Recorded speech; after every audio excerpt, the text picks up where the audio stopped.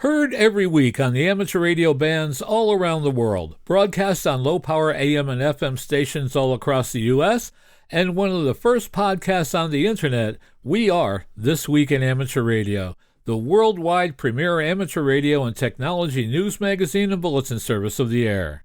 Here are the stories for release around the Earth as we come to air with edition number 1394 of This Week in Amateur Radio.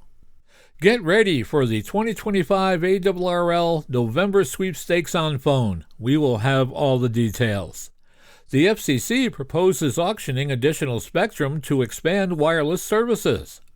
We will tell you about a treasure trove of random vintage tech resources. Images from Space celebrate 25 years of amateur radio on the International Space Station. AMSAT receives 2 educational grants from Amateur Radio Digital Communications.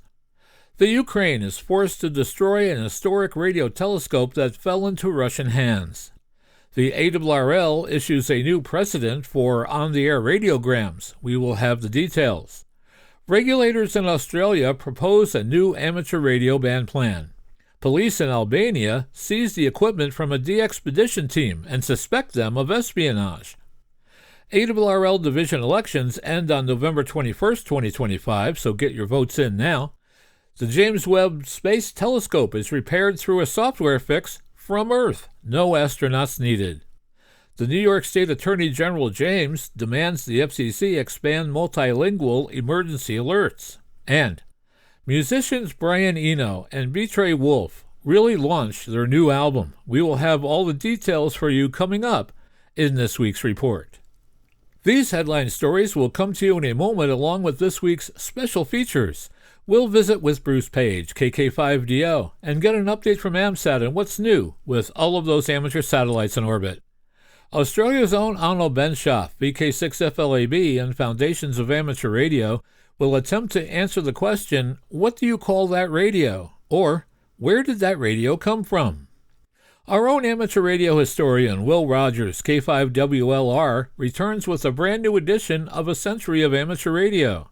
This week, Will takes us aboard the Wayback Machine to witness the arrival of international amateur communications. And, with the lack of a worldwide system of station identification, that led to confusion over call signs. Without prefixes as we know them today, there was no way to use a call sign to identify a station's country. And, since each country issued call signs independently, duplicates were inevitable. We will hear all about it in this week's edition called Call Sign Confusion. And we will stop by and visit with Bill Sawyers, AJ8B in the DX Corner, with all the latest news on DXpeditions, DX, upcoming radio sport contests, and a lot more. That's all straight ahead as North America's premier amateur radio and technology news magazine and bulletin service, This Week in Amateur Radio, takes to the air right now. Reporting from our headquarters studio just outside of Albany, New York, I'm George, W2XBS. And reporting this week from Cortlandville, New York, in the heart of central New York, I'm Chris Perrine, KB2FAF. Coming to you from Bradenton, Florida, where the chilly 37-degree temperatures had our local gator swimming laps in the pond to stay warm, I'm Mike Nikolich, N9OVQ. And reporting from our news bureau just outside Albany, New York, in the Geek Cave studios, I'm Rich Lawrence, KB2MOB. And reporting from our news bureau in Rochester, New York, along the southern shore of Lake Ontario, I'm Dave Wilson, WA2HOY. And reporting from our news bureau in Sandwich, Illinois, where we're currently experiencing some nice 60-degree weather just before we're going to get hit with 20 degrees tomorrow, I'm Jordon Kurtz, Kilo Echo 9, Bravo, Papa Oscar. Reporting from our news bureau in Salem, Ohio, this is Denny Haight, NZ8D. And reporting from our Troy, New York News Bureau, where we've just had our first snowfall, I'm Eric, Kilo Delta 2, Romeo Juliet X-Ray. And from our studios in Naugatuck, Connecticut, where it's just a beautiful day today in the 60s, but the wind and the cold is on its way for next week, I'm Steve, K1FRC. And reporting from our amateur radio outpost in the Catskill Mountains of upstate New York, where due to snow, sleet, and 20-degree temperatures. It's looking more like Christmas than Thanksgiving.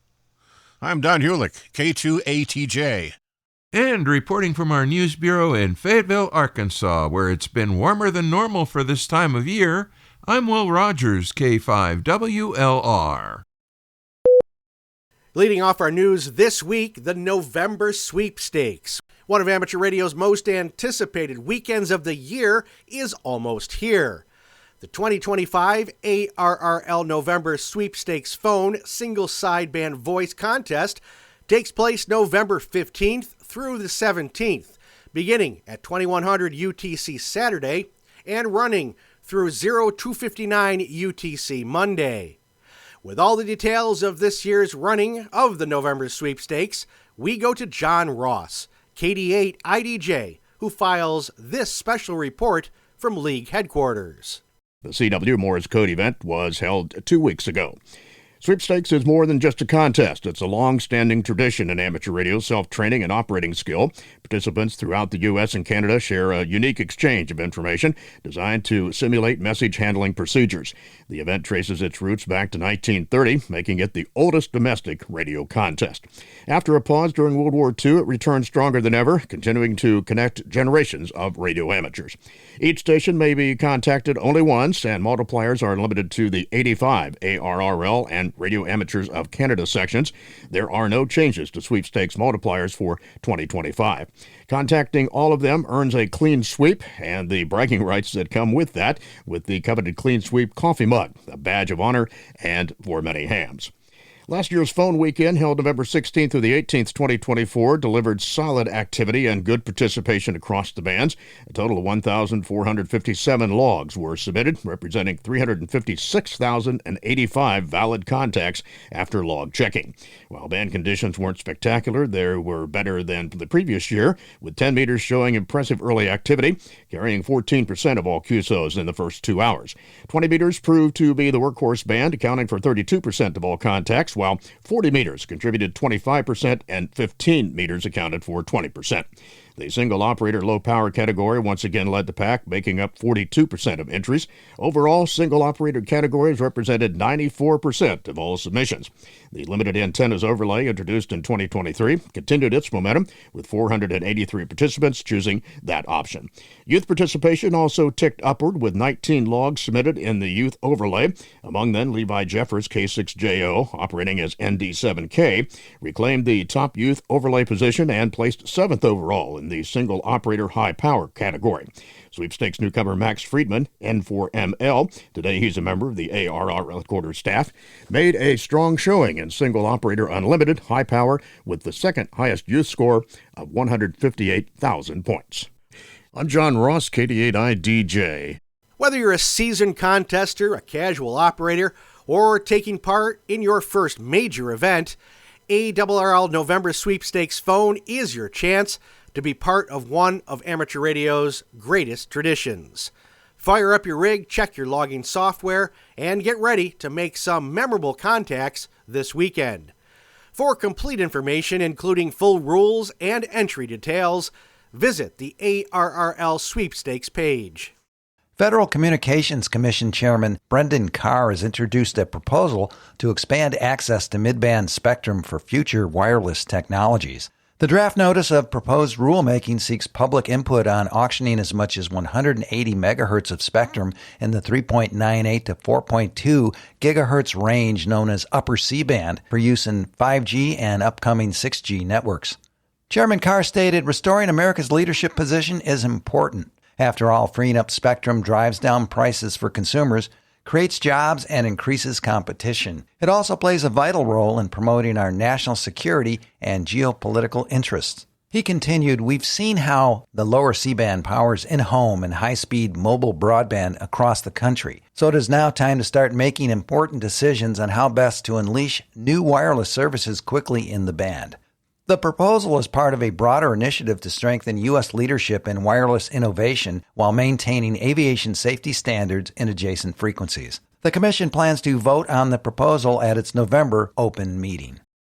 Participants in the National Traffic System message nets will soon be noticing two changes in ARRL radiograms. John Ross, KD8IDJ, files this special report on the NTS changes from League headquarters in Newington. For the first time in 45 years, a new message precedent or priority level is being introduced, and the list of numbered ARL radiogram text has been updated and expanded. The new C for certified precedents joins the long-standing list of E for emergency, P for priority, W for welfare, and R for routine message categories. It is to be used for unique messages to specific individuals with known contact information and must be delivered within 48 hours of origination. The C precedent may not be used for bulk messages such as those sent to welcome new members to the hobby. It is the first new precedent established since the W welfare category was introduced in 1980. There are many newer ARL number radiogram text. Anyone involved in traffic nets is encouraged to download the complete list from either the NTS 2.0 website or the Radio Relay International RRI website. The changes are part of an ongoing effort to modernize the national traffic system and result from a memorandum of understanding establishing a closer working relationship between NTS and RRI. More details are available in the November issue of the NTS letter. I'm John Ross, KD8IDJ. In addition, the list of standardized ARL numbered radiograms has been updated and expanded to keep up with changing technologies and messaging needs during disasters and emergencies. The use of ARL in a message alerts the receiving operator to expect ARRL numbered radiogram in the message text. For example, the new ARL 35 is a shortened form of telling the recipient that the sender is evacuating to a family member or friend's house. And the ARL 92 is shorthand for widespread disruptions to internet service at this location. There are many more new ARL numbered radiogram texts. Anyone involved in traffic nets is encouraged to download the complete list from either the NTS 2.0 website or Radio Relay International. Finding, collecting, and restoring vintage tech is the rewarding pastime of many in the amateur radio hobby. Working with old school gear can be tough, though, when documentation or supporting resources are hard to find. If you're in need of an old manual or a little scrap of software, you might find the Vintage Technology Digital Archive, the VTDA, a useful destination to add to your vintage tech arsenal. The VTDA is a simple website. There's no search function or fancy graphical way to browse the resources on offer. Instead, it's merely a collection of files and a well-ordered directory tree. Click through and you'll find a collection of high-resolution scans of various old diskettes and their packaging. Other dictionary trees will give you all kinds of useful documentation, from press releases to datasheets for printers long forgotten. You can even find Heathkit schematics and old Windows boot images if you dive into the depths. While it doesn't have everything by any means, the VTDA has lots of interesting little bits and pieces that you might not find anywhere else. It's a great counterpart to other archival efforts out on the web, particularly if you're a member of the Retro Computing Massive. Amateur radio on the International Space Station, or ERIS, will mark two major milestones this month with a special slow scan television event aboard the International Space Station. With more on this story, we go to John Ross, KD8IDJ. From November 12th through November 20th, the station will transmit a series of 12 commemorative SSTV images, pausing only for a scheduled educational contact. The SSTV Spacetacular will highlight both the recent World Scouting Movement's Jamboree on the Air, JOTA, and the 25th anniversary of ERIS ham radio operations on the ISS. ERIS first went on the air on November 13th, 2000, when the ISS Expedition 1 crew made the inaugural ham radio contact using an Ericsson VHF radio. That same year, the first scheduled school contact linked ISS Commander Bill Shepard, who had the call sign KD5GSL, with students at Luther Burbank School in Burbank, Illinois. Since then, ERIS has connected an estimated 200,000 students, educators, and enthusiasts each year, with astronauts living and working aboard the orbiting laboratory. For this month's event, scouts, educators, students, and amateur radio operators worldwide are invited to receive and decode the transmitted images. Participants may upload their received pictures to the ERIS SSTV gallery to earn a commemorative electronic award certificate. In ERIS's most recent SSTV campaign, held in early October to celebrate World Space Week, nearly 9,000 images were submitted by more than 3,600 participants in all countries, including 3 from Antarctica. I'm John Ross, KD8I-DJ. For the latest SSTV schedules, frequencies, and event details, follow ARIS on Facebook, X, and Instagram. Regulatory changes and shifts in on-air activity are two of the major drivers behind a wide-ranging overhaul being considered for Australia's ham bands. The Wireless Institute of Australia's Technical Advisory Committee opened a community consultation on October 17th and is expecting hams who have made requests over the years to formally weigh in on these proposals until the deadline on December 12, 2025. The proposed changes accommodate growth in the use of new modes and new areas of interest, particularly those involving the use of digital technology. They include revising ATV segments based on widespread adoption of digital ATV modes, a review of repeater subbands considering the growth of digital voice hotspots on 2 meters and 70 centimeters, and band plan data for the microwave bands between 24 and 134 gigahertz are also being reviewed. On HF, the proposal will try to achieve better alignment of band plans, including 630 meters and 160 meters. A comprehensive list can be found on the WIA website. The WIA is seeking responses only from licensed hams and clubs based in Australia. Revisions are expected to be published by the end of the first quarter of next year. New York Attorney General Letitia James this week demanded that the Federal Communications Commission immediately publish a rule that would expand language access for government emergency alerts sent to cell phones. The emergency alerts, which are currently only sent in English and Spanish, can be life-saving during disasters. A new rule finalized and unanimously adopted by the FCC in January of 2025 planned to expand the alerts to 13 additional languages. The FCC refused to move them implemented. In a letter from the FCC, Attorney General James and the coalition warned that if the rule isn't submitted for publication within 30 days, they are prepared to take legal action. Wireless emergency alerts are short text-based message alerts sent by government agencies through cell carriers to warn the public of imminent threats such as severe weather, natural disasters, missing persons, or public safety emergencies. These alerts are among the most widely used and effective public warning tools in the United States. Amateur Radio Digital Communications, or ARDC, has a mission to support the tinkerers, the dreamers, and the builders who keep ham radio strong. They recently issued a reminder that they are actively looking for applicants. Grants are available from ARDC, giving top priority to projects in one of several areas. Supporting satellite technology for ham, analog, and digital communications. Developing hands-on, open source, and educational materials and projects for learners in schools and clubs. And delving into open source hardware and software systems that include SDRs, new modulation techniques, and codec technologies. ARDC said that projects outside these areas would also be welcome to apply, but these areas are closest to the core of the organization's goal of promoting the freedom to tinker, build, communicate, and openly share information. Visit the ARDC website for more information. 2 British amateur radio enthusiasts have been left frustrated by the seizure of their radio equipment by Albanian police following what they claim was an innocent trip to Tirana.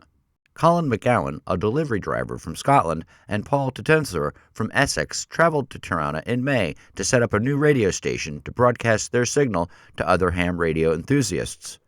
They hired a villa and set up antennas to broadcast information using their established call signs.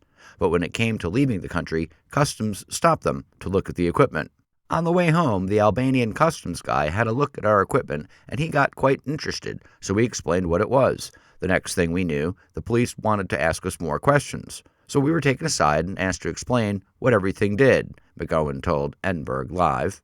He added he thought the authorities' concern was their kit could interfere with signals put out by the police or government, but explained they operate on a different frequency, so that would never happen.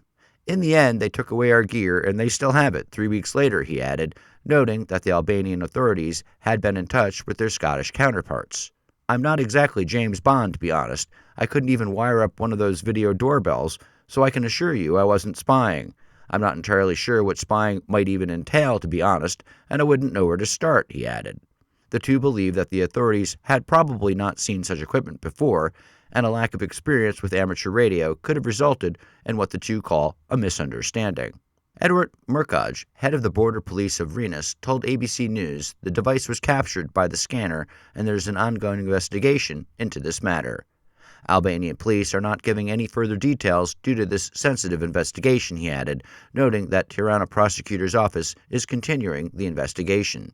It is the first time such gear was seized by the Border Police force at Mother Teresa Airport. Elections are underway for seats on the ARRL Board of Directors. Members in the Pacific, Southeastern, and Southwestern divisions have until noon Eastern Time on November 21st, 2025 to vote. You may vote in the election if you were a full member in the division as of September 10th, 2025. Check your email and mail for voting instructions from Election Services Corporation. If you haven't received your ballot information, contact the ESC Help Desk at 866-720-4357 or email arrlelection@electionservicescorp.com.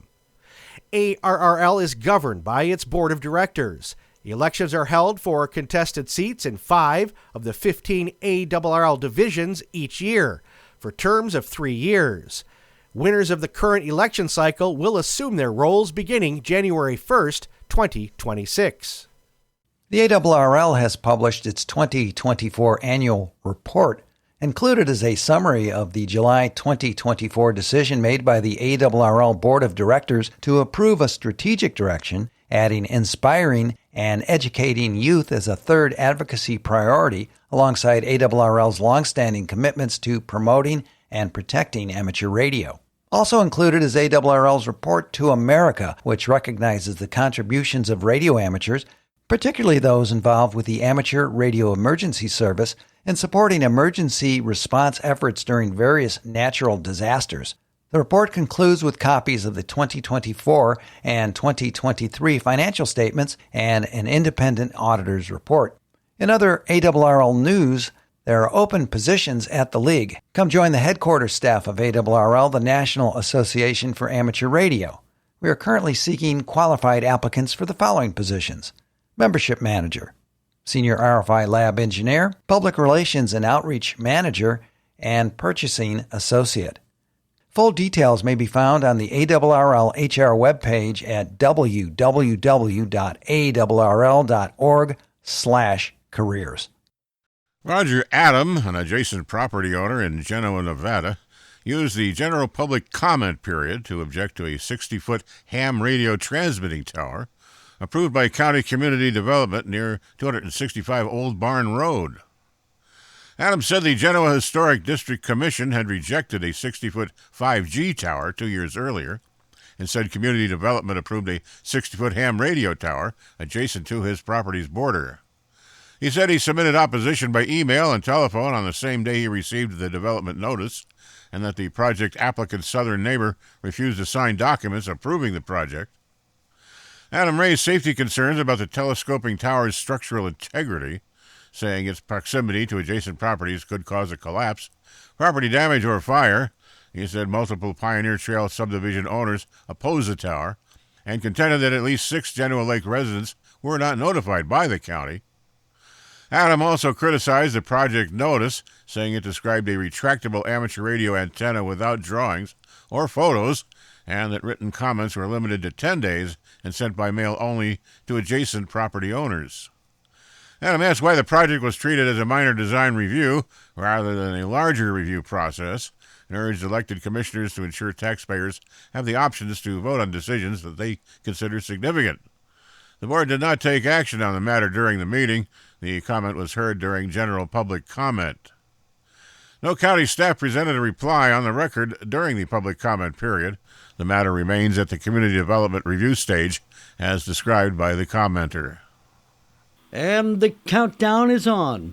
ARRL full members have till December 31st, 2025 to earn up to 6 automatic entries for a chance to win the ICOM Dream Station. This is a complete ham radio station featuring a limited edition IC 7760 HF and 50 MHz transceiver, an IC PW2 amplifier, desktop microphone, and a special ICOM 60th anniversary Seiko watch, all generously donated by Icon America. Members automatically earn ARRL sweepstake entries when you join or renew your ARRL membership. That you earn 1 entry. If you set up auto renewal, you earn 2 entries. And if you donate to the ARRL Diamond Club, you earn 1 entry for every $50 donated. Note that there's a limit of 6 entries per person.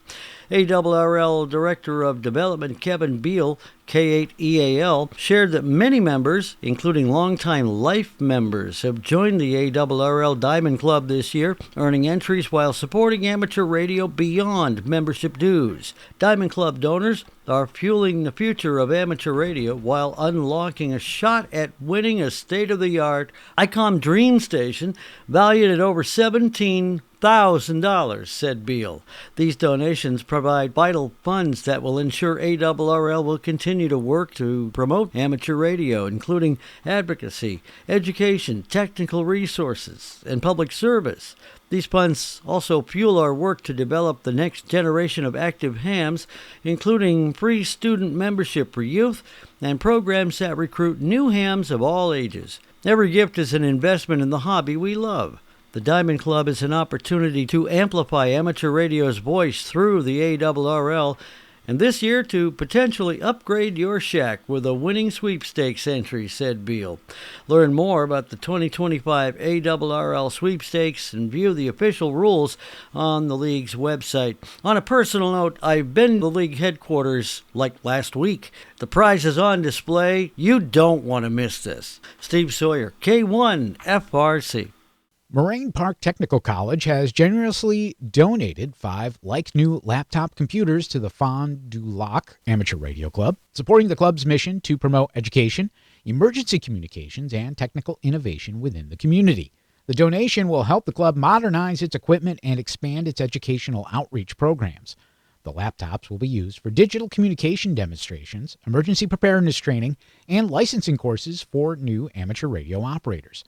We are incredibly grateful to Moraine Park Technical College for their thoughtful contribution, said Dave McCumber, president of the Fond du Lac Amateur Radio Club. These laptops will strengthen our ability to teach, train, and support both new and experienced radio operators throughout the region. We will also be using them for required license testing that we provide and field day operations. Moraine Park Technical College regularly partners with local organizations to support community learning and technical advancement. At Moraine Park, we believe in empowering our communities through access to technology and education, said Donna Haas, purchasing director at Moraine Park Technical College. We're pleased to know these laptops will help foster hands-on learning and emergency communication readiness. Founded in 1952, the Fond du Lac Amateur Radio Club has been an active part of the community for decades, providing technical education, public service communications, and emergency support during severe weather and other local events. For more information about the Fond du Lac Amateur Radio Club, visit www.fdlhams.com. To learn more about Moraine Park Technical College, visit www.morainepark.edu. Hello and welcome to the DX Corner for your weekly dose of DX. I'm Bill, AJAB. I can't believe that Christmas is only 40 days away. That means the CQ Worldwide CW contest is about 2 weeks away. For me, that is the pinnacle of contests for the year. Last year, I added 11 entities to my marathon listing for 2024. I need that many as more this year to keep pace with last year. Speaking of CQ Worldwide CW, here's a tip. The week before and the week after a contest can really yield some great DX, much easier than it might be during the contest.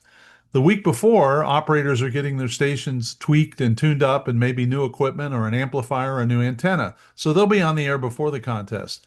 Usually the week after a contest, or at least the first several days, these same operators are on some of the work bands that aren't usually in the contests, and that way they can give out QSOs while they're there. So pay attention to the week before and the week after. Wow, Was I surprised? I've had 11 listeners request the special 160-meter newsletter that our club put out that I mentioned last week.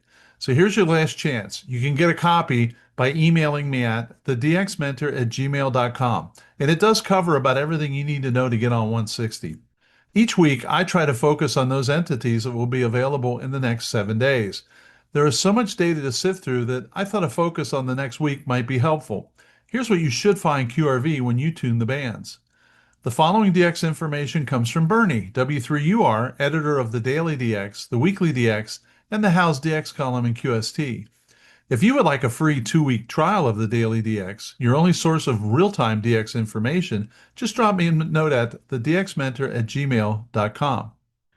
So let's start off with 9 Uniform 1 Radio Uniform, or Burundi. The 9U1RU expedition to Burundi has provided frequent, detailed updates, all of which have been shared here and in the Daily DX. The team, situated on a mountainside at 7,677 feet above sea level, has had as many as 10 high-power stations on the air at once, 160 through 6 meters. They have paid much attention to their antennas, repairing, relocating, building, and rebuilding them as needed. As of the 7th of November, 9 Uniform 1 RU has amassed nearly 75,000 QSOs with over 46,000 on FT8 and over almost 18,000 on CW. So well done. Easter Island. CE0YHF Jorge is back on Easter Island to repair some of the medical equipment at the Hango Roa Hospital. He expects to be there until at least the end of the month or as long as needed just before Christmas. He notes strong winds can easily destroy antennas and homemade antennas hold up much better. Late yesterday, he was on 6-meter FT8 50.313 working into Japan, Southern Central America, Northern South America, and the Southern Caribbean from about 2335 Zulu to 0015 Zulu. He has also added a small amplifier. From the Cayman Islands, we find NF3R Joel, whose QRV with his vacation-style operation from Grand Cayman as Zulu Fox 2 Radio Juliet until November 17th. He'll have a 100-watt IC7300 and an end-fed antenna. Activity will be on the FT8 modes and single sideband on 80 through 6 meters. QSOs will be uploaded to LOTW and Club Log, and you can QSL ZF2RJ via NF3R. Well, here's another one I'm interested in, the San Andreas and Providencia entity, HK0-A. The Spanish operators EA7BF, EA7FPG, EA7JW, and EA7ATX have been granted licenses and official authorization by the Colombian Ministry of Information Technology and Communications to operate from San Andreas Island under the call sign 5 Juliet 0 Echo Alpha. The scheduled dates are November 20th to the 30th. All equipment has been prepared and is ready for shipment. The team, though small, possesses considerable infrastructure. Operations are planned to commence on November 20th, with final updates expected to be communicated several days prior to the start date. Stay tuned. And this is a case where something like the Daily DX, where Bernie sends out instant updated real-time notes, really makes a difference, because you can find out that these guys are suddenly on the air through Bernie, where you otherwise may not be able to find it out. PY1 SAD Aldir is back in Guyana as 8 Radio, and QRV once again from Georgetown is 8 Radio 1 Tango Mike until December 7th. During the week, listen for him on CW, sideband, and digital modes on 1.8 through 50 megahertz between 2300 Zulu and 0200 Zulu. Over the weekends, watch for him to be on much more often. And you can QSL the 8 Romeo 1 Tango Mike via PY1 SAD, LOTW, QRZ, or EQSL.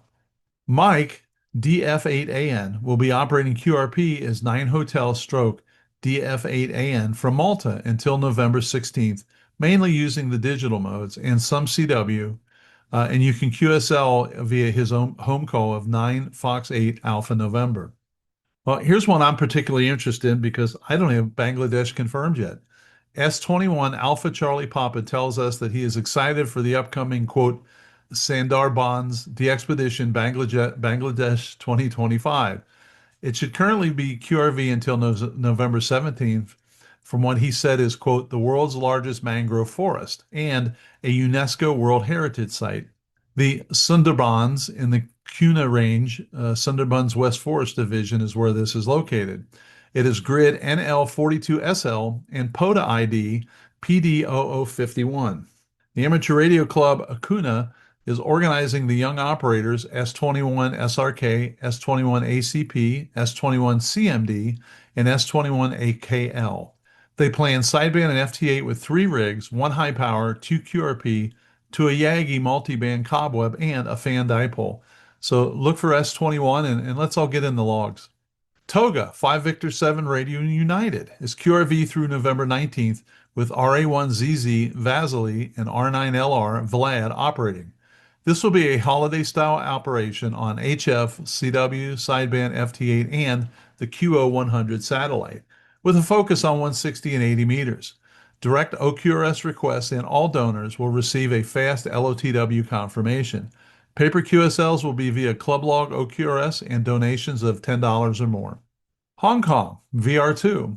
To celebrate Hong Kong's role as a co-host for the 15th National Games of the People's Republic of China, the TIACC Wuhan Phi Sec School, operating a special event amateur radio station whose call is Victor Radio 2, November Golf Charlie, until November 21st.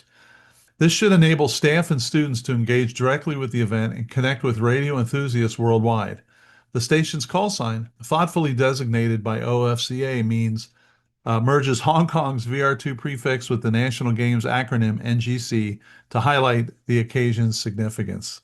The DX Mentor features a new podcast episode this coming weekend, a discussion with a young op, Pia DL7 PIA. Pia is one of the youngest hams to win the CQ Marathon contest in Europe in 2024. She is also an accomplished contester, POTA operator, member of CW Ops, violinist, pianist. Well, you get the idea. Check it out and let me know what you think. If you want to follow all of the latest DX podcast and YouTube releases, you should check out the DX Mentor Facebook page and subscribe to be kept up to date on all of the DX activities. Contest updates. CQ Worldwide CW. At the end of the month, you will be able to participate in the CQ Worldwide contest. The dates are November 25th and 26th. Details can be found at cqww.com. This is my favorite contest by far, and I hope to work you in it. The information below is reprinted from a 2022 edition of CQ Magazine with their permission, and I have updated some of the numbers. Check the website for changes and modifications. Quote, join nearly 40,000 participants from over 200 DX entities and all 40 CQ zones in the world's largest DX contest. The CQ Worldwide DX Contest, or CQWW, offers 48 hours of nonstop DX chasing fun with activity taking place from virtually every part of the world.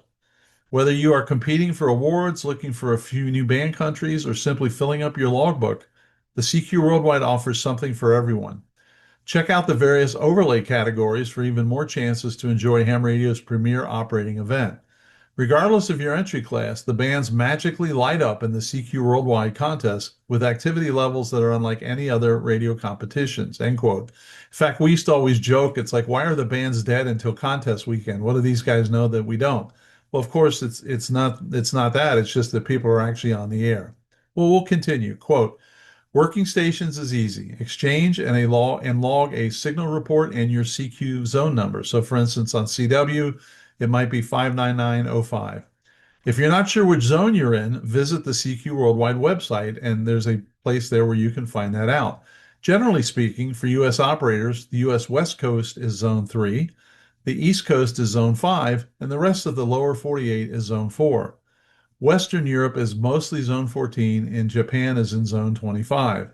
Contacts are valid only on the 1.8, 3.5, 7, 14, 21, and 28 megahertz amateur radio bands. No work or 60-meter bands are allowed. Your final score is based on QSO points earned for each contact times the number of multipliers worked. Contacts with other continents count 3 points each. Contacts with the same continent but different country count 1 point, except in North America where they count 2 points. Same country contacts earn 0 points but do count for multiplier credit. Multipliers are the number of DXCC entities and worked all Europe countries, plus IG9 or IH9. which are Italian properties, worked on each band plus the number of CQ zones worked on that band. Don't worry about calculating your score. I know this sounds complicated. The CQ Worldwide Contest Committee's contest log checking software will do that for you when you submit a log. Most participants are using readily available contesting logging software to help as well. So for instance, I use N1MM and it tracks all of that. It calculates everything and I just have to send it in. If you do work that, let me know how you do and what your thoughts are. Until next week, this is Bill, AJ8B, saying 7-3, and thanks to my XYL Karen for her love and support. I hope to hear you in the pileup and in the DX contest. Have a great DX week. Welcome to the 46th segment of Ham Radio History, a century of amateur radio. Ham's Organizations, Events, Inventions. I'm Will Rogers, K5WLR. Our gratitude goes to Chris Cadella, W2PA, for permitting us to use his website in the preparation of these segments. Now, come along with us as we present the next chapter of Ham Radio History. Call sign confusion. With the arrival of international amateur communication, the lack of a worldwide system of station identification led to confusion over call signs. Without prefixes as we know them today, there was no way to use a call sign to identify a station's country. And since each country issued call signs independently, duplicates were inevitable. This hadn't been a big problem for U.S. hams before the first international QSOs, since Canada was the only other country within normal range having a large number of active hams. In Europe, where several countries were reachable, they had been considering the problem for some time. Lloyd Jacquet, French 2KT, wrote that he did not like the method that had been used for some time by U.S. and Canadian amateurs of replacing DE, the Morse characters called an intermediate, indicating that the preceding call sign is that of the station being called, and the one to follow identifies the station doing the calling, by other letters depending on who was transmitting to whom. He rightly pointed to the rapidly growing number of combinations that became possible once a few other countries were added. It would require a dictionary. Jacquet and the French radio organization SATSF, la Société Française d'études de télégraphie et téléphonie sans fil, literally translated as the French Society for the Study of Wireless Telegraphy and Telephony, suggested using one additional letter, the first initial of the country's name, at the beginning of the call sign to indicate national identity as proposed by Léon Deloy, France's best-known amateur. Thus, the U.S. America would use A, France F, the U.K. England E, Holland H, and Spain S. He did not explain how to handle the situation when another country was added that had the same first letter as one already being used. Another suggested method, pooling prefixless call sign blocks around the world, was deemed impractical since it did not automatically eliminate existing duplicates and therefore would require reassigning many thousands of call signs, especially in the U.S. ARRL Secretary Kenneth Warner, in response, liked the prefix idea better than the proposed system of intermediates, DE and its variants, but suggested that another option might be to use intermediates composed of one letter from each country. He did not seem to like the idea of lengthening call signs. The example he gave was that if the U.S. used U, Canada C, France F, etc., then a U.S. to U.S. contact would replace DE simply with the single letter U. Two letters would be used when calling between nations with the call country first. Thus, a U.S. station calling France would be 8AB FU 1BHW. This might not work, he admitted, since international regulation specifically prescribed the use of DE. The ARRL appealed to the U.S. Department of Commerce for advice on the matter, hoping that they would suggest a solution at the next International Radio Congress. But hams needed at least a temporary solution now.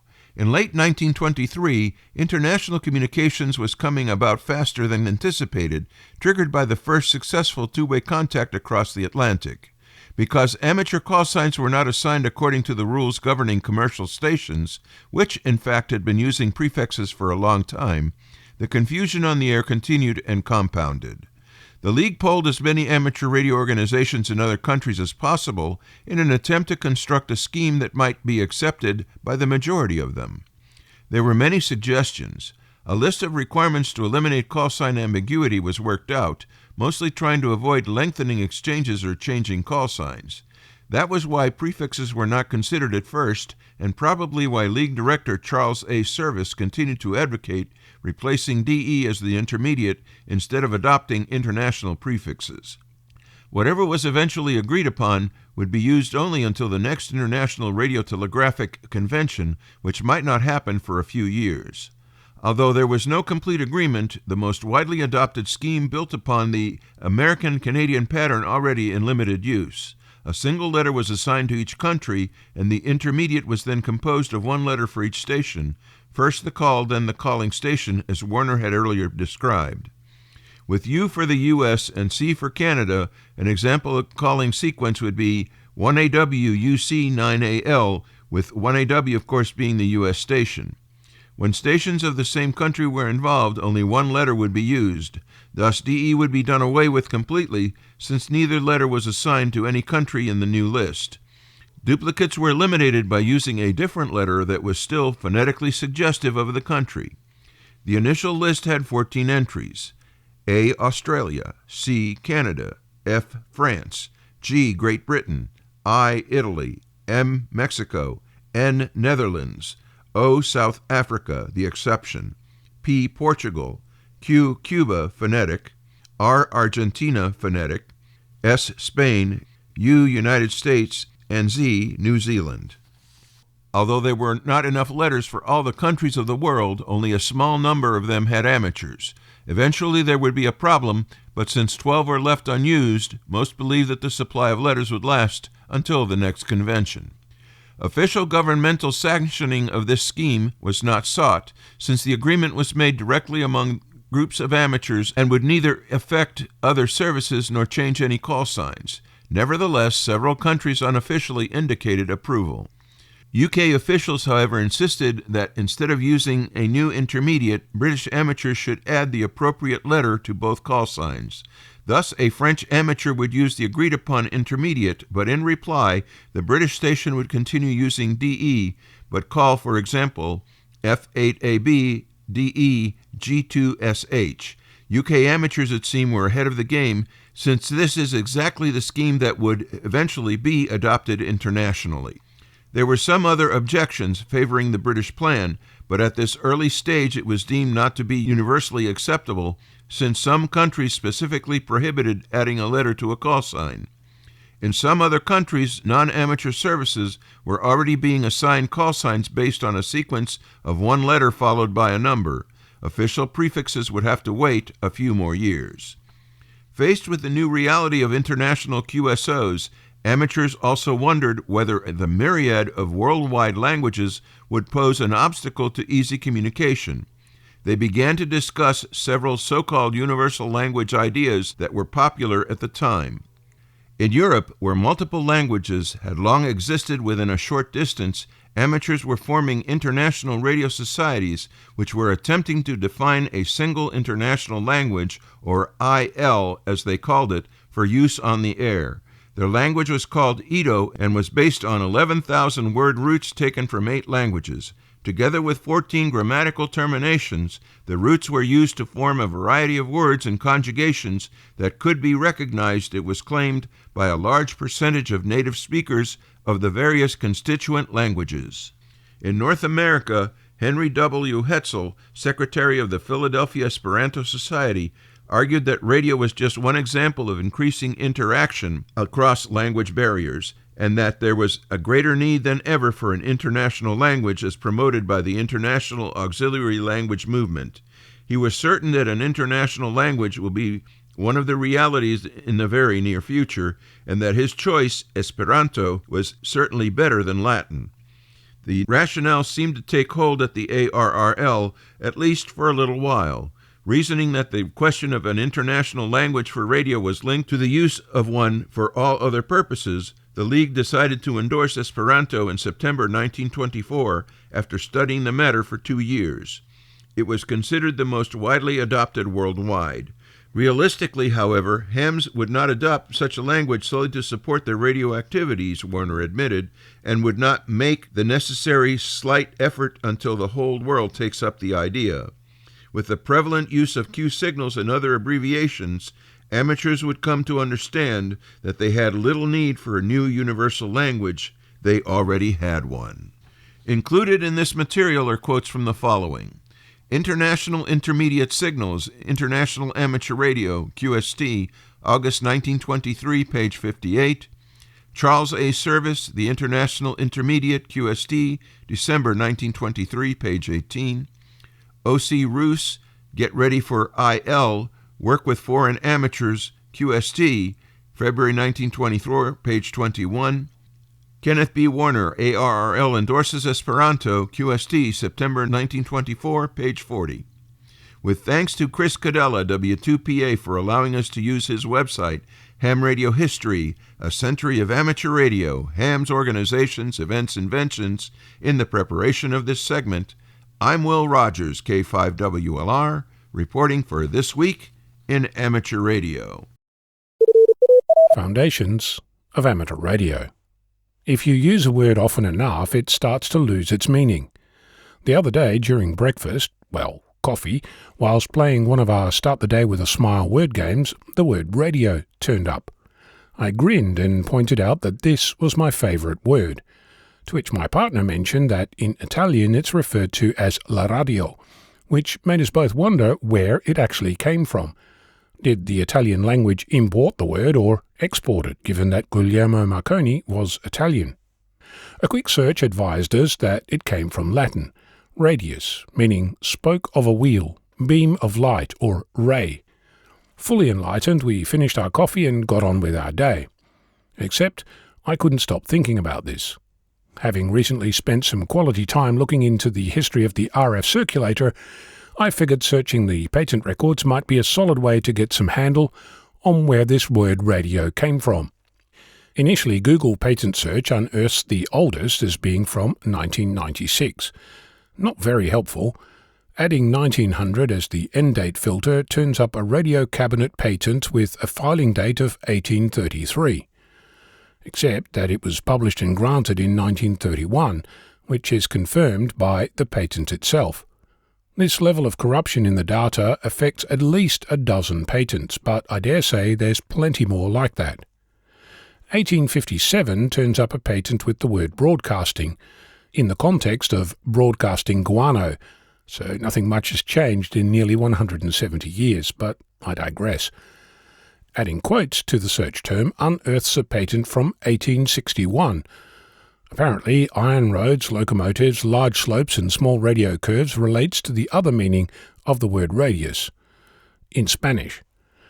1863 gives us ruffle stitching, made upon the radio, but the patent is so corrupt that it's pretty much unreadable.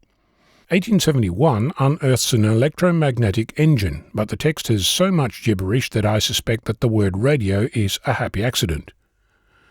1873 shows us a wireless signalling system. Bingo!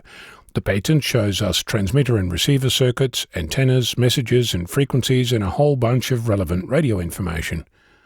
Except that the date on the patent itself is 1919. And you wonder why people argue about who invented what when.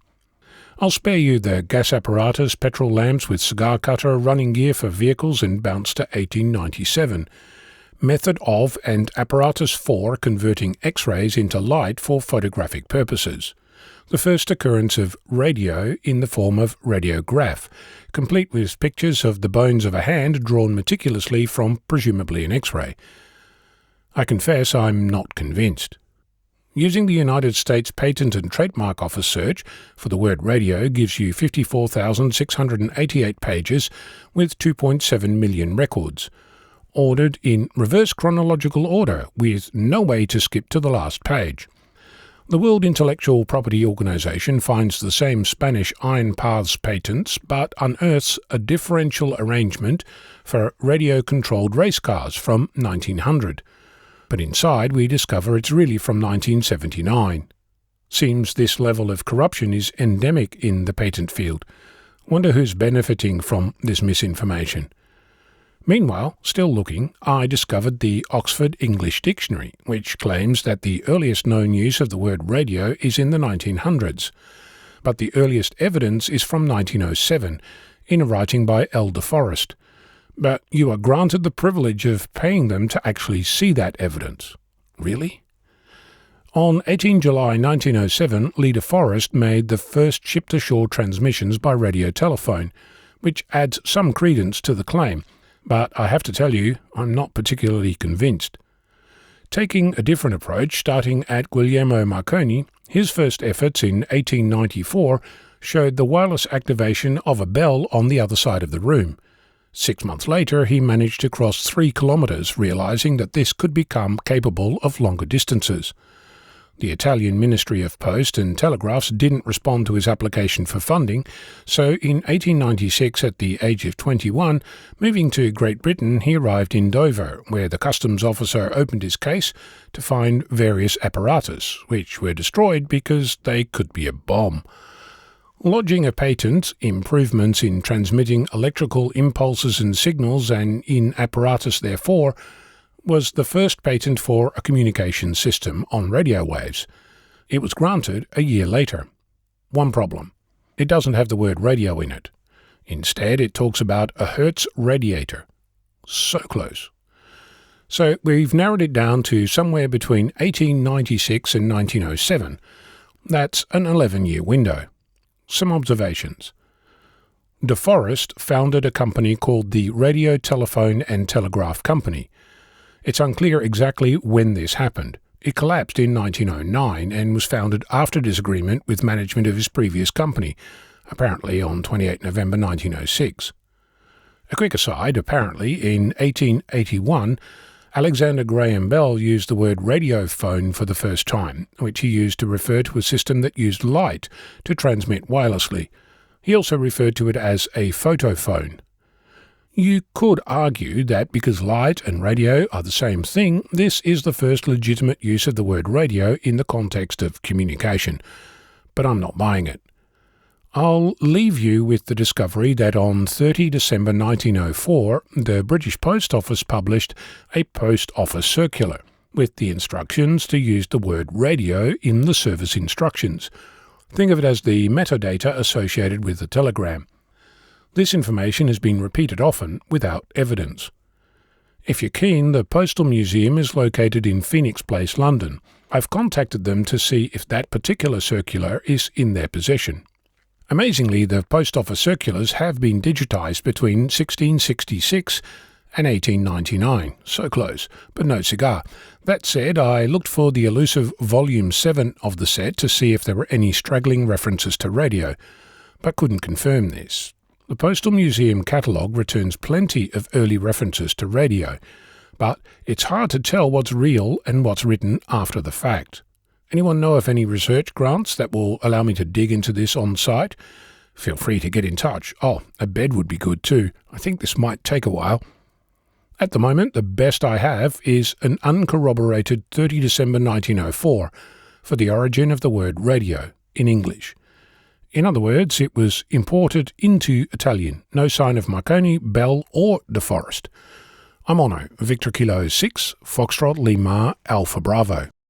Frank Karnauskas, N1UW, AMSAT Director and Vice President of Development, is pleased to announce that 2 grant applications were approved this week by Amateur Radio Digital Communication. The first grant is for additional software licenses for production of BuzzSat.com's series of online courses designed for high school students.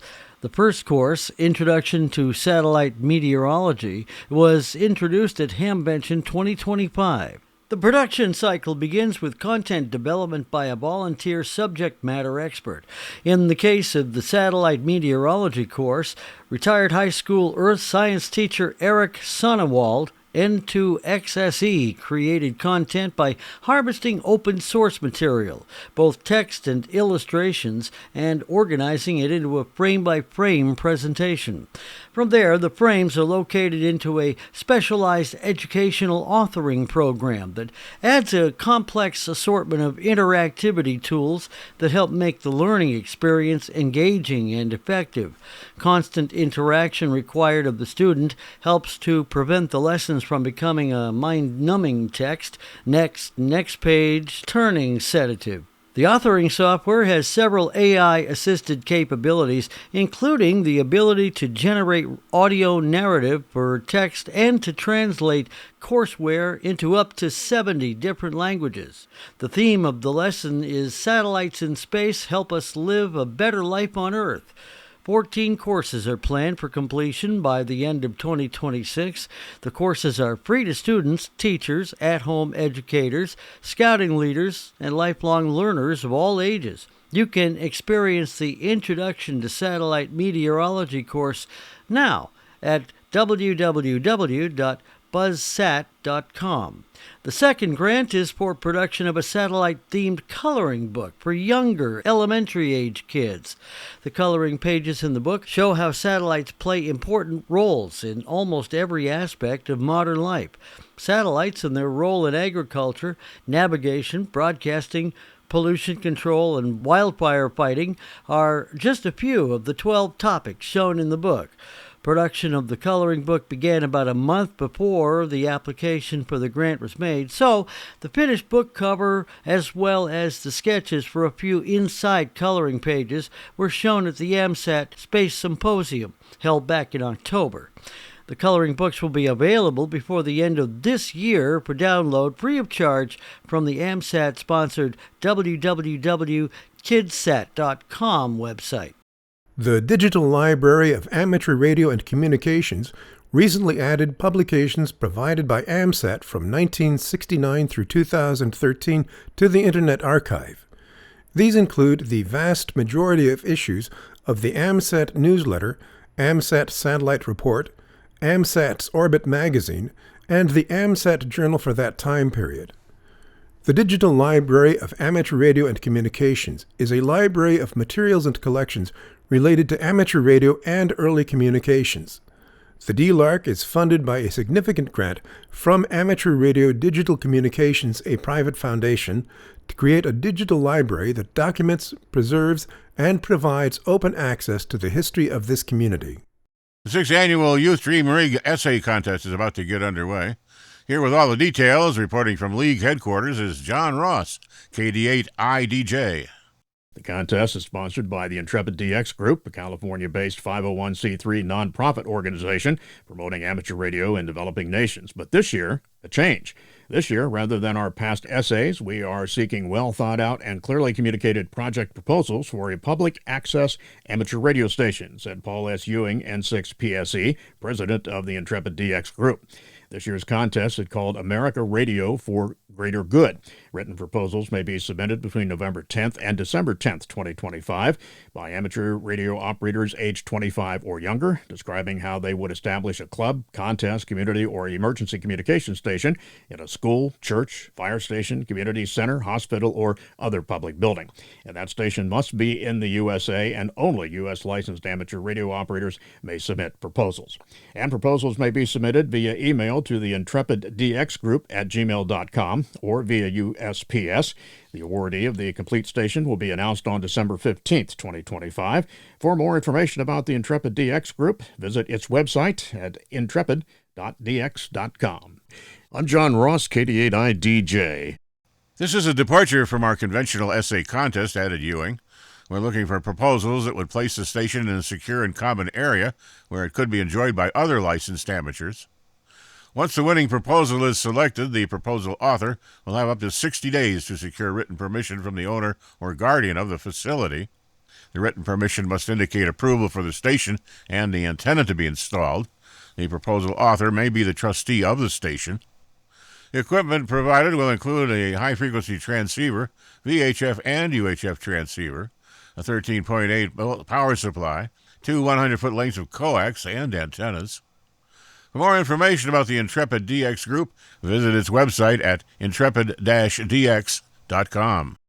Save the date for the fun and entertaining annual ARRL YouTube telethon to raise money for the ARRL Teachers Institute on Wireless Technology, which will be held on Saturday, November 29th, 2025, on the Ham Radio Crash Course YouTube channel. In past years, tens of thousands of dollars have been raised to support this important program to invest in the next generation of amateur radio. Hosted this year by YouTuber Josh Nass, KI6NAZ, hear from several amateur radio content creators and technical contributors who will join Nass and others on the stream. ARRL Director of Education and Learning Steve Goodgame, K5ATA, will also join to discuss details of the Teachers Institute and its successes. The ARRL Teachers Institute is a donor-funded professional development program designed to help classroom teachers elevate their science, technology, engineering, and mathematics or STEM programs through the use of wireless technology. There were 13 sessions conducted in 2025. Amateur radio on the International Space Station will commemorate the 25th anniversary of continuous human presence aboard that station with a special worldwide slow-scan TV event in mid-November.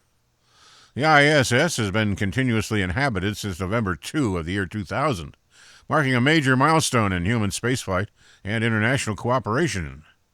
ARISS, the first educational payload on the station, continues to play a key role in inspiring students, supporting STEM engagement, and connecting the global amateur radio community with astronauts. The Series 90 SSTV event, titled ISS at 25 and Scouts, will feature 12 SSTV images, celebrating the station's 25-year milestone and scouting.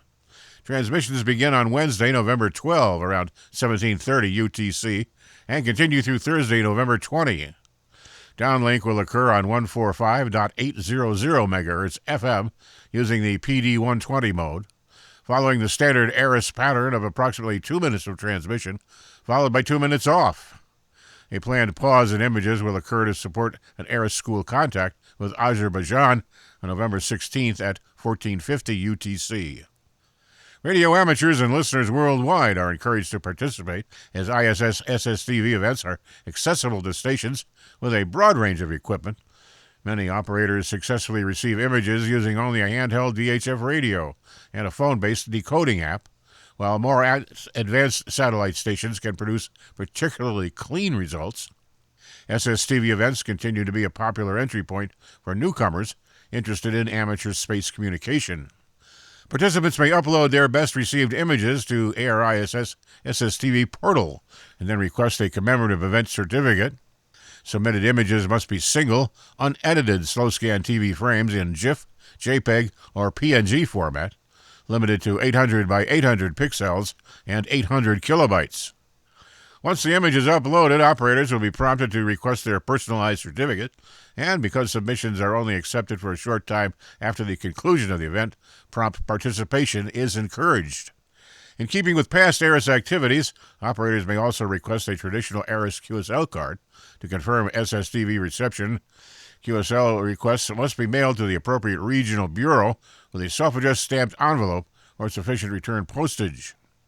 AMSAT congratulates ARIS and the ISS program on 25 years of continuous human presence aboard the station and encourages radio amateurs everywhere to join in this special commemorative event in celebration honoring the ISS legacy and the role of amateur radio in space education.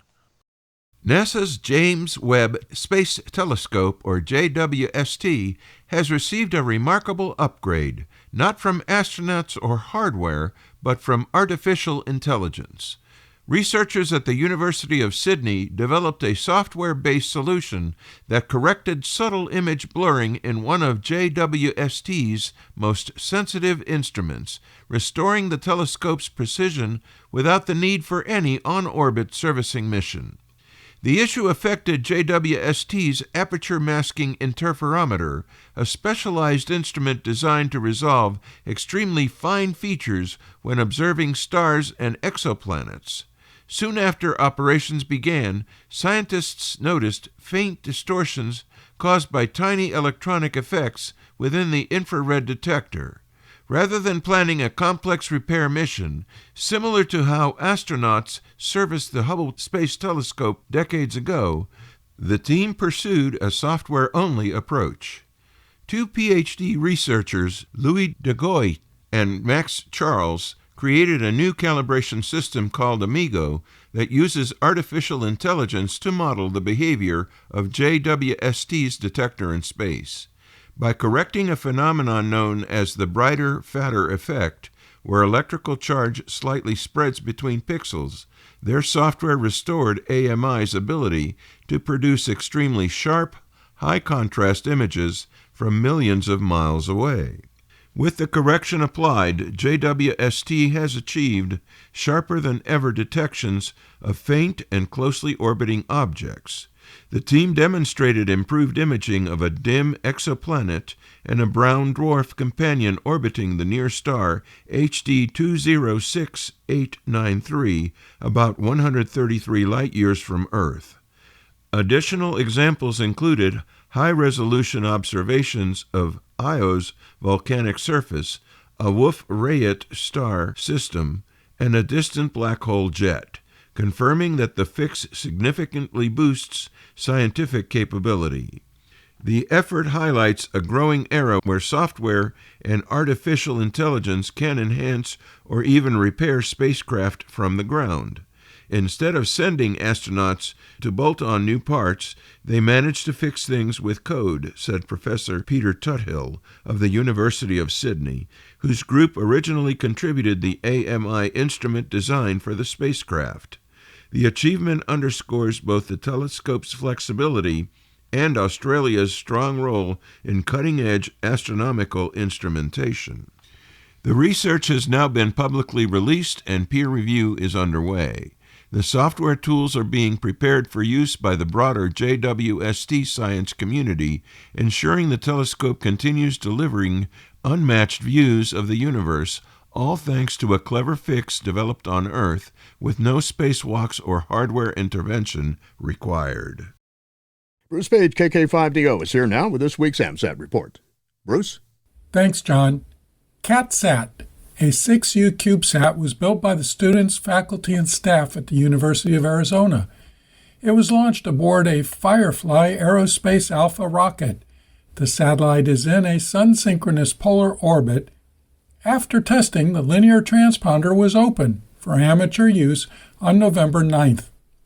This is not for the faint at heart.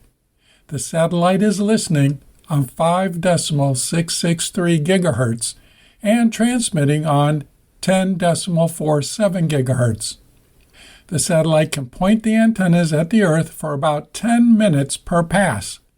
This will not be easy for the inexperienced. However, if you're a microwave guy or gal, this is for you.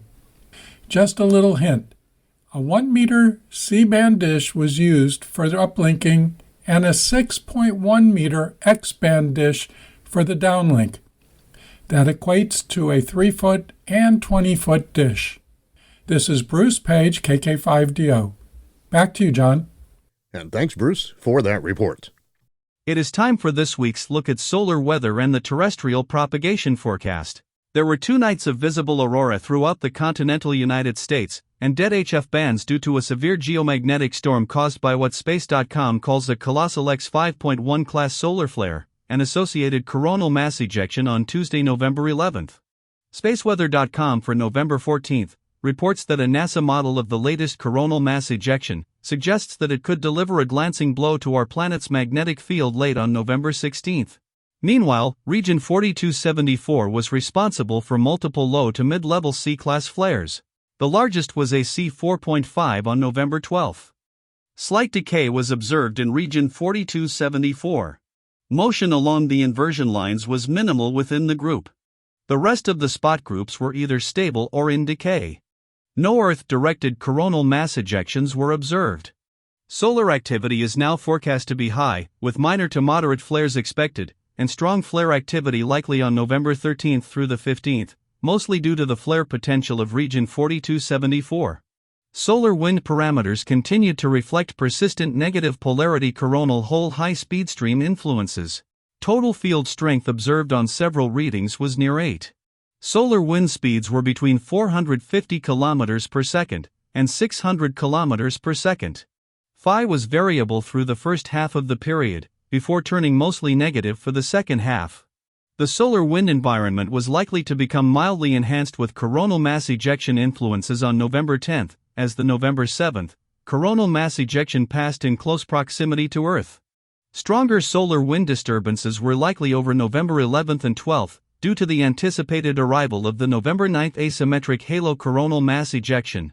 For more information concerning radio propagation, visit the ARRL Technical Information Service, read a quick guide to HF propagation using solar indices, and check out the propagation page of Karl Lewetzelschwab, K9LA.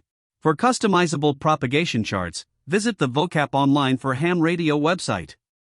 Just ahead in radio sport this week, November 15th through the 16th, it's the Ham Spirit Contest, CW phone there. November 15th, the All-Austrian 160-meter contest, CW. November 15th as well, the REF 160-meter contest, that's CW. November 15th and 16th, the South American Integration Contest, that's CW. And November 15th as well, the Feldheld Sprint, that's digital. November 15th, the RSGP 1.8 megahertz contest, CW. And on November 15th to the 17th, it's the ARRL November Sweepstakes single sideband, that is phone. And remember to visit the ARRL contest calendar for more events and information. Upcoming section, state, and division conventions, November 15th, the Superstition ARC Superfest and Electronics Expo, hosting the ARRL Arizona State Convention, that's in Mesa, Arizona. December 12th through the 13th, the Tampa Bay Ham Fest, hosting the ARRL West Central Florida Section Convention in Plant City, Florida. January 10th, Ham Radio University, ARRL New York City Long Island Section Convention, that's in Brookville, New York. And on January 16th to the 17th, the Southwest Florida Regional Ham Fest, the ARRL Southern Florida Section Convention in Fort Myers, Florida. And remember to search the ARRL Ham Fest and Convention database to find more events in your area. 2 amateurs have been recognized by the YASME Foundation for their ongoing contributions to young amateur radio operators in helping them develop technical and operating skill. Ed Engelman, KG8CX, is being honored for his work with the YACH program, which serves young amateurs. YACH is an acronym for the Young Amateurs Communications Ham Team, which connects young radio operators around the world to form friendships and share their experience. Don Jones, K6ZO, has been recognized for his ongoing work training and supporting young operators in rural Malawi. One of the teenage operators from Don's training sessions has recently been added to the team of de-expeditioners who are going to Andaman and the Nicobar Islands, the Bay of Bengal, next year. Both hams will receive the YASME Excellence Award, which was established in 2008 by the Foundation. That announcement was made October 30th. In the same announcement, the Foundation's Board of Directors said the YASME has also made a grant to support the RM Noise Project, which employs artificial intelligence to remove noise from sideband and CW reception. In 2022, AMSAT rolled out its community-based youth initiative program, which provides age-appropriate lessons about satellites for youngsters in 2 age groups, grades 5 through 7 and grades 8 through 12. In the first year, a grant from the Quarter Century Wireless Association helped get things going. 3 years later, as the initiative gathers even more momentum, Amateur Radio Digital Communication has announced that it is providing the initiative with 2 grants designed to enhance both of the student group's learning experiences. One grant will allow production of a coloring book for the younger students, who are of elementary school age. The pages will depict satellites being used to aid in pollution control, wildfire fighting, broadcasting, and navigation. The other grant will help secure more software licenses for online courses for the older students, who are of high school age. The first course is called Introduction to Satellite Meteorology, and visitors to Hamvention this past spring got a preview of its contents. Central to the initiative are its 2 websites, KidsSat and BuzzSat, which contain age-appropriate activities for the younger and older students, respectively. The students also have access to a network of online software-defined radios that they can use as ground stations for receiving images and telemetry from satellites making passes overhead. The Federal Communications Commission is taking steps to ban a China-based telecom company from providing international and domestic telecom services to and within the United States. The FCC's order to show cause begins the process of revoking the authority of HKT International Limited and its subsidiaries. The FCC says that HKT is affiliated with a CCP-controlled entity, namely China Unicom, which the FCC says is on its covered list due to national security concerns. The Commission says that its action against HKT is consistent with previous bipartisan efforts to deny or revoke authorizations to Chinese state-owned enterprises seeking to provide telecommunications services in the United States. In the UK, Ofcom has agreed to the Radio Society of Great Britain's request to extend the 146 to 147 MHz NOV for a further year. It is available on a non-interference basis, and the NOV is subject to a 30-day notice period of change or withdrawal. Ofcom's objective in allocating this new part of the spectrum is to encourage amateurs to experiment and test new communication schemes and systems.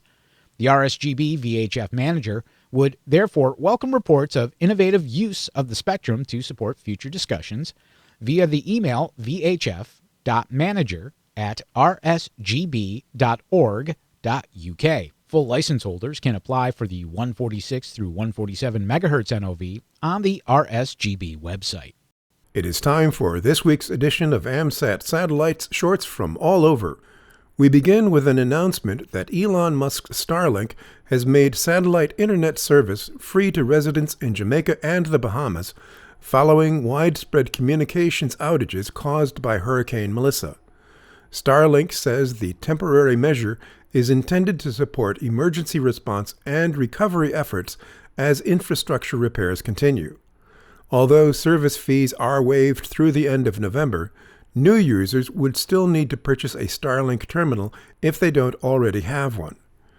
The company also enabled direct-to-cell service in Jamaica via Liberty Caribbean, allowing compatible phones to connect directly to Starlink satellites during terrestrial network disruptions. Starlink's low Earth orbit constellation provides lower latency than traditional geostationary satellite internet, making it useful in disaster environments where real-time communication is critical, especially for first responders and emergency coordinators. SpaceX has offered similar emergency access before, including after major flooding in Texas and during Hurricanes Helene and Milton in 2024, reflecting an ongoing pattern of deploying satellite support during major disasters. Next, an historic 26-meter radio dish in Rosman, North Carolina, now part of the Pisgah Astronomical Research Institute, or PERI, once served NASA's Space Tracking and Data Acquisition Network and later supported U.S. intelligence operations during the Cold War. Established in 1962, the site tracked early NASA satellites, supported Apollo recovery communications, and later hosted NSA signals intelligence missions before being decommissioned in the 1990s. PERI's nonprofit owners have since preserved the facility as an education and research campus, hosting camps, astronomy programs, and university instruments while maintaining operational deep space-capable antennas. The Institute recently listed portions of its 192-acre campus for sale or lease, seeking a partner who will continue its STEM outreach mission rather than convert the property to private development. PERI maintains a real tracking capability, recently receiving signals from Intuitive Machines' IM-1 lunar lander and preparing to listen for NASA's Artemis II Orion spacecraft, regardless of official involvement. Leaders stress that PERI is not shutting down, and they aim to secure support from the growing commercial space sector to keep the iconic 26 West dish operating as a public educational and scientific asset. And finally, AMSAT proudly recognizes two new operators who have earned the prestigious Gridmaster Award.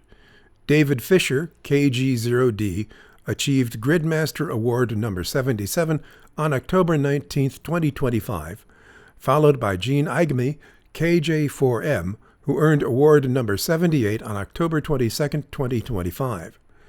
The Gridmaster Award honors amateur satellite operators who successfully confirmed contact from all 488 Maidenhead grid squares across the continental United States, a challenge requiring exceptional operating skill, patience, and commitment. These accomplishments reflect not only the determination of the recipients, but also the strong support and activity of the portable operators who make rare grid contacts possible. With only a small number of amateurs having reached this milestone, each new award represents a significant achievement within the satellite community. Congratulations to David and Jean on reaching this elite level of satellite operating excellence. A giant radio telescope in Crimea used in the past to support missions to Mars and Venus and attempt to contact alien civilizations has been destroyed in a drone attack. Ukrainian Defense Forces took down the 230-foot or 70-meter antenna dish to prevent Russian forces from using it to guide attacks on its territory. The RT-70 radio telescope has been under Russian control since the annexation of the Crimean Peninsula in 2014. According to Defense Express, Russians carried out major upgrades to the 5,000 metric ton structure to use it for military communications. The telescope reportedly served as an antenna for the GLONASS satellite navigation system, Russia's alternative to the American GPS. Reportedly, the use of the RT-70 radio antenna increased the accuracy of GLONASS by around 30%. In late August, footage emerged captured by a drone slamming into the 50-year-old radio telescope. The drone, according to the Defense Express, aimed at the 200-kilowatt radio receiver at the heart of the telescope. The custom-made receiver produced in 2011 in Moscow during the last major upgrade of the telescope will be hard to replace, Defense Express said, meaning Russia will not likely be able to repair the antenna anytime soon. The destroyed dish was one of 3 RT-70 radio telescopes built across the former USSR in the mid-1970s to form the Soviet Deep Space Network.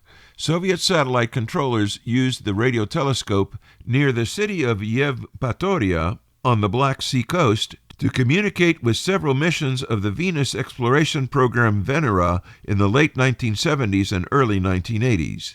In the 2000s, the telescope featured prominently in several initiatives intended to contact alien life. Over 20 message packages were sent from the telescope in 4 messaging campaigns targeting potentially habitable planets orbiting stars outside the solar system. Most of these messages have not yet reached their destinations. The earliest to arrive at its target is heading to an Earth-like planet orbiting the star Gliese 581, some 20.5 light-years from Earth, which it is expected to reach in 2029. The Yevpatoria RT-70 radio antenna also carried out astronomical research, detecting signals from planets, asteroids, and distant galactic centers. In the 2000s, the telescope supported the European Space Agency's missions Mars Express and Rosetta, destined for Mars and Comet 67P, respectively. According to Orbital Today, the Shane Mirror Telescope, the largest optical skywatching machine in Ukraine, featured a 7.8-foot mirror, is now under the control of the Russian Academy of Sciences, and so are the optical telescopes, radio telescope, and laser rangefinders at the Semez Observatory, located at Crimea's southernmost tip. Elsewhere in Ukraine, the giant Ukrainian radio telescope in Kharkiv sustained significant damage in 2022 when the region was under Russian occupation. Orbital Today reported that Russian troops stole instruments and computers from the observatory and laid landmines across the 1.6 million square foot site covered with more than 2,000 dipole radio antennas. The CatSat team has announced that preparations are underway to open public operation of the spacecraft's linear transponder, offering amateur radio a new microwave band satellite resource. CatSat has been in orbit since July of 2024 and is now entering the phase of its mission focused on community engagement and technology demonstration. CatSat was launched aboard a Firefly Aerospace Alpha rocket from Vandenberg Space Force Base as part of NASA's CubeSat launch initiative. Measuring roughly the size of a cereal box, the spacecraft carries a suite of payloads, including an inflatable antenna, In addition to ionospheric monitoring via high-frequency radio measurements and imaging of the Earth, CatSat includes a linear transponder for amateur radio. The satellite orbits the Earth in a nearly sun-synchronous polar orbit, circling the globe approximately every 90 minutes. The mission is funded by the University of Arizona and the Arizona Space Institute, with additional support from industry partners. CatSat listens at 5.663 GHz uplink and transmits at downlink at 10.47 GHz, providing approximately 200 kHz of bandwidth. Patch antennas on the spacecraft's Y face offer roughly 60-degree beam coverage and can point the antenna footprint at the ground stations for up to 10 minutes a pass. Power considerations limit each activation to about 15 minutes. Early on-orbit demonstrations use a 1-meter C-band uplink dish and a 6.1-meter X-band downlink. The CatSat team is now constructing more accessible ground stations using 1-meter class commercial antennas to show that amateur access is practical with reasonably sized equipment. Operators will be able to monitor the schedule updates, informally known as the 5-and-dive plan, through the CatSat mission website. Operators can follow the activation plan and future opportunities at catsat.arizona.edu. The FCC's Space Bureau has been asked to approve a proposed launch next April for a satellite in non-geostationary orbit that will deploy mirrors to provide sunlight on demand, according to the company's website. Reflect Orbital, a startup company based in California, has filed its application this past summer for a license for what it hopes will be the first of 4,000 mirrored satellites that it wants to place in low Earth orbit by 2030. The April launch is being eyed for a demonstration satellite which will carry a mirror that measures 18 by 18 meters, or 60 by 60 feet. Sunlight's reflection by that envisioned constellation would extend daylight beyond twilight by as much as 4 hours, increasing solar power production to locations where Reflect Global has customers. The company says that its technology supports clean energy generation, but astronomers, biologists, and other scientists have raised questions about the prospect of light pollution on human and animal health and the ability to study the skies effectively. Astronomers in particular have said that lighting up the dark skies would impede their work, which uses sensitive cameras. According to published reports, Reflect Orbital recently began working with astronomers to minimize the mirror's impact on them. Meanwhile, scientists have observed how nocturnal species' lives can be disrupted and perhaps imperiled by artificial light during the night. This past May, the U.S. Air Force awarded the project a $1.25 million Small Business Innovation Research contract to support its progress. SpaceX launched its Bandwagon 4 Rideshare mission on November 2nd at 0509 UTC from Cape Canaveral Space Force Station, deploying 18 satellites into a mid-inclination low Earth orbit. The flight is part of SpaceX's dedicated mid-inclination rideshare program, complementing the Transponder series that serves sun-synchronous orbit customers. All spacecraft were successfully released from the Falcon 9 upper stage approximately 75 minutes after liftoff. The manifest included SeveroSat-1, an amateur radio satellite built by Sevro University in the Czech Republic in partnership with Mendel University in Brno and the Brno University of Technology. The 48-kilogram microsatellite carries a 9K6 G3RUH GFSK digipeater and AX25 telemetry on 436.025 MHz, coordinated through the International Amateur Radio Union. First signals were received shortly after deployment, with amateur operators reporting telemetry and digipeated packets and uploading frames to the SatNOGS network. The satellite supports student research, hands-on engineering education, and amateur radio experimentation, including an Earth imaging payload and an optical reflector system for laser technology trials. The largest spacecraft of the mission was a synthetic aperture radar imaging satellite for South Korea's Project 425 Defense Reconnaissance Program. This continues South Korea's partnership with SpaceX to deploy a constellation of independent surveillance satellites following earlier launches on previous bandwagon missions.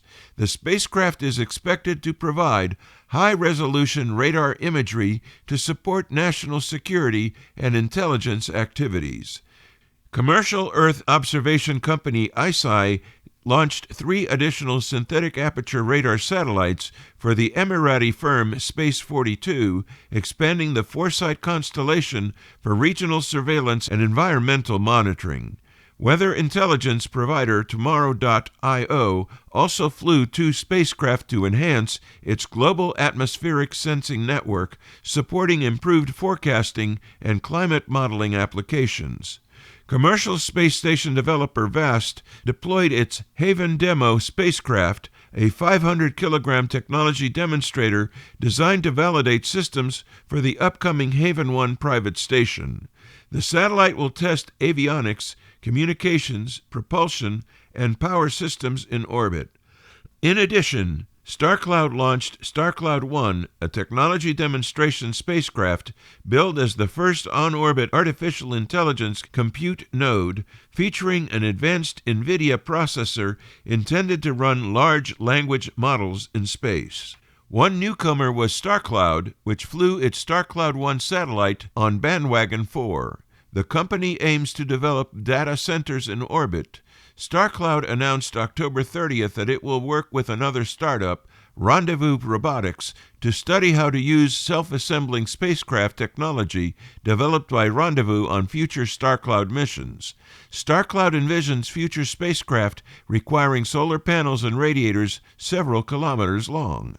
The Bandwagon 4 mission demonstrates the increasing diversity of spacecraft utilizing commercial rideshare launches, spanning defense, scientific, commercial, and amateur radio missions. With SeaVrosat-1 now active on orbit, radio amateurs are encouraged to monitor 436.025 MHz and submit reception reports as commissioning continues. The weekend of November 1st and 2nd ushered in an inaugural amateur radio conference in Australia organized by the Brisbane VHF Group. Known as QTech 2025, the conference in Brisbane, suburb of Chermside, focused on the next generation of radio operators who will become stewards of the airwaves. Their varied voices were heard throughout the 2-day program, both as presenters and guests. 2 university students, Otto, Victor Kilo 4, Oscar Tango Zulu, and Finn, Victor Kilo 4, India India, sparked dialogue with a talk on their theme, Young Hams. Yes, we do exist. Young amateurs' voices were also well heard during a town hall-style meeting to discuss ways to attract new hams and ensure amateur radio's future. According to a report by Kevin, Victor Kilo 4, Uniform Hotel, the Brisbane VHF Group's president, more than 70 registered delegates attended, and although a handful did participate remotely, most of them were present in person.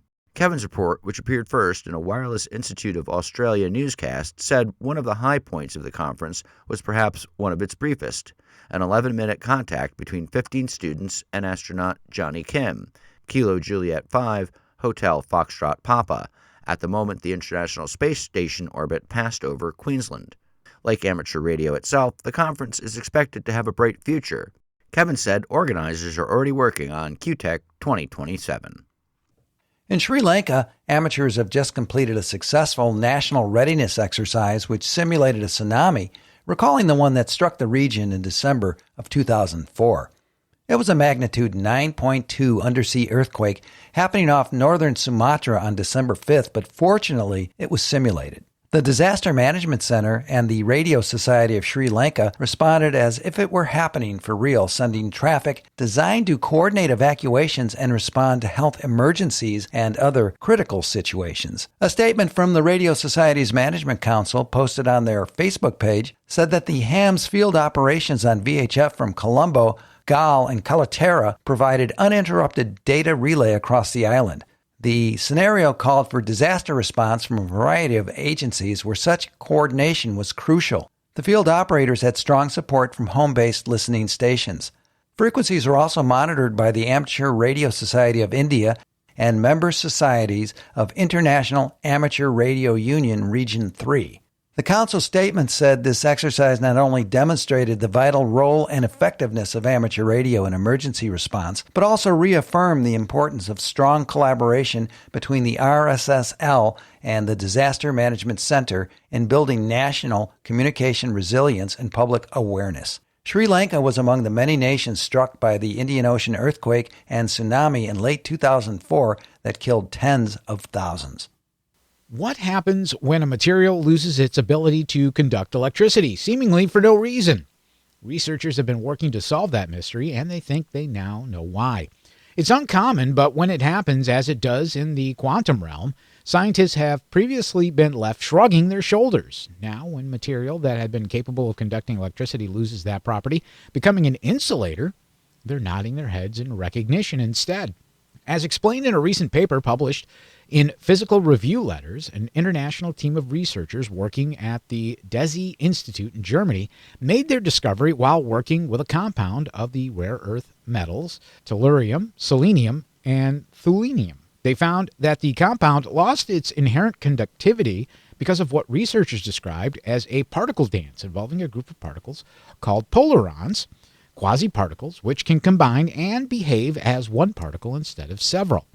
The polarons can spur activity between electrons and the nearby atoms, impeding the flow of electricity by slowing it down and eventually halting it altogether. The researchers wrote that their findings show that the properties of a material cannot be explained by its chemical composition alone. The scientists concluded that their findings about polarons may ultimately lead to development of new types of matter or the ability to alter some materials' optical, magnetic, or electrical properties. A student-built CubeSat from the University of Arizona is providing the latest microwave-band linear transponder for use by amateur radio operators. After entering orbit more than a year ago, the spacecraft known as CatSat began the earliest parts of its mission taking images of the Earth, monitoring the ionosphere via HF radio measurements, and demonstrating inflatable antenna technology. CatSat completes a full circle of the Earth every 90 minutes in a polar orbit that is nearly sun-synchronous. The linear transponder was commissioned successfully during the past few weeks. It listens on an uplink of 5.663 GHz and transmits on a downlink of 10.47 GHz, with an estimated bandwidth of 200 kHz. For more details or to follow its operation, visit the CatSat mission website at CatSat.